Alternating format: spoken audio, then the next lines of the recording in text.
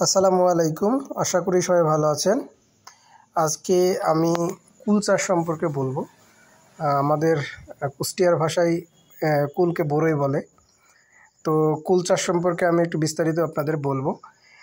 এই আপনারা যে দানাটি দেখতেছেন, এই দানাই আমরা এর আগে যখন বৈরী আবহাওয়া ছিল, অর্থাৎ অতিরিক্ত বৃষ্টির কারণে ফুল ফল ঝরে পড়তেছিল, তখন এই ফুল ফল ঝরে পড়া প্রতিরোধের জন্য আমাদের যে কাজ করছি আমরা, সেটা সম্পর্কে আপনাকে জানাই।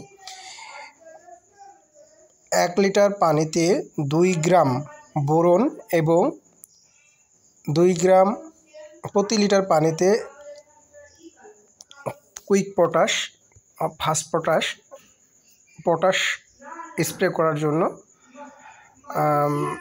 বোরন এবং পটাশ মিশ্রিত করে একটা ড্রামে পানি ভর্তি করে একসাথে গুলে নিতে হবে।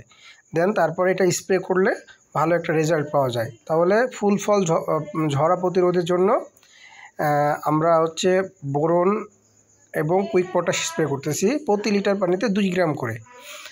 আর এই যে আপনারা যে এখন যে ফলের যে সাইজ দেখতে পাচ্ছেন, এই সাইজে ফলের একটা ছত্রাকনাশক স্প্রে করা অত্যন্ত জরুরি। সামনে বৈরী আবহাওয়া আসতে পারে, বা আপনার ওই যে অতিরিক্ত ঠান্ডা গরম এরকম একটা আবহাওয়াতে ফুল ফল ঝরে পড়তে পারে এবং ফাঙ্গাসের আক্রমণ হতে পারে। এই জন্য অবশ্যই কার্বনডাজিম এবং মেটালেক্স ম্যানকোজেব গ্রুপের যে কোনো একটা ওষুধ স্প্রে করলে ভালো কাজ হয়।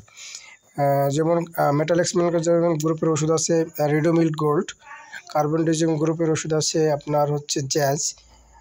এই ওষুধগুলো, তারপরে ইন্ডোফিল আছে, ইন্ডোফিলে ভালো কাজ করে। বিভিন্ন কোম্পানির বিভিন্ন রকমের ওষুধ আছে, তবে কার্বনডাজিম ম্যানকোজেব গ্রুপের ওষুধ স্প্রে করবেন, অথবা মেটালেক্স ম্যানকোজেব গ্রুপের ওষুধ স্প্রে করলে ভালো কাজ করবে। এইটা মূলত। ধন্যবাদ, সবাই ভালো থাকবেন। আল্লাহ হাফেজ।